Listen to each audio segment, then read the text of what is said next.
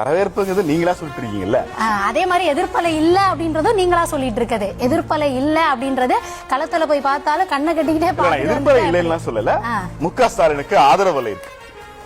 அதத்தான் சொல்றேன். இப்படி பேச நெல்சன் நெல்சன் எலெக்ஷன் முடிஞ்சு மக்கள் தீர்ப்பு கொடுத்துட்டாங்க. நீங்க எல்லாரும் சேர்ந்து சொல்றீங்க, நீங்க சொல்றது ஏத்துக்கணும். யாரு எல்லாம் சேர்ந்து சொல்றா? நான் மட்டும் தான் தனியா கத்திக்கிட்டு இருக்கேன்.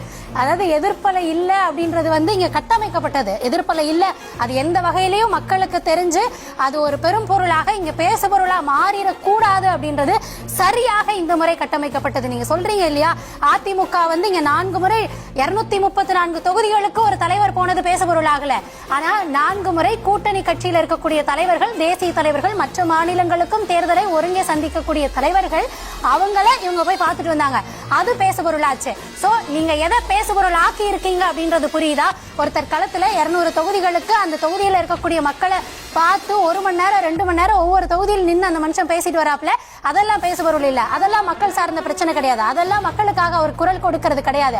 ஆனா ஒரு சீட்டு இங்க இருக்காங்க, அவங்க அங்க இருக்காங்க, ஒரு ஒருமித்த குரல்ல அடுத்த கட்டமா தேர்தலை எப்படி நம்ம கொண்டு போகலாம் கூட்டணியா அப்படின்னு போய் பேசிட்டு வர்றது இங்க 4 முறை போனதை பேசு பொருள் ஆக்கி இருக்காங்க. ஒரு வருஷமா 234 தொகுதிகளுக்கு 2 முறை போனதை பேசு பொருள் ஆக்கல. சோ இதுலயே அவங்களுடைய நோக்கம் என்ன அப்படின்றது தெரியுது. வளத்திலையும் குழந்தைகளுக்கான பாதுகாப்புலையும் அவ்வளவு செழிப்பா இருந்திருக்கணுமே.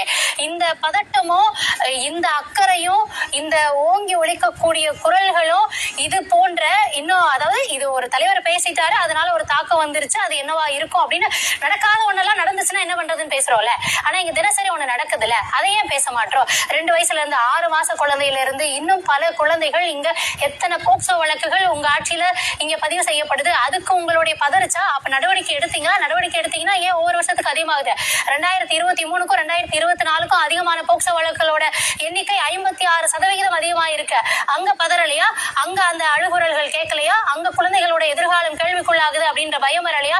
பிள்ளைகளை, பெண் பிள்ளைகளை வெளியே அனுப்ப பயந்ததே அதுங்களுக்கான பாதுகாப்பு கிடைக்குமா, என் பிள்ளை இங்கே இருக்கட்டும் அப்படின்றதே பொம்பளை பிள்ளைகளை ஒடுக்கி வச்சது அந்த காரணத்தாலதான். இன்னைக்கு அதே போன்ற ஒரு சூழலை களத்துல இருக்கு. அதுக்கெல்லாம் வாய் திறக்காதவர்கள்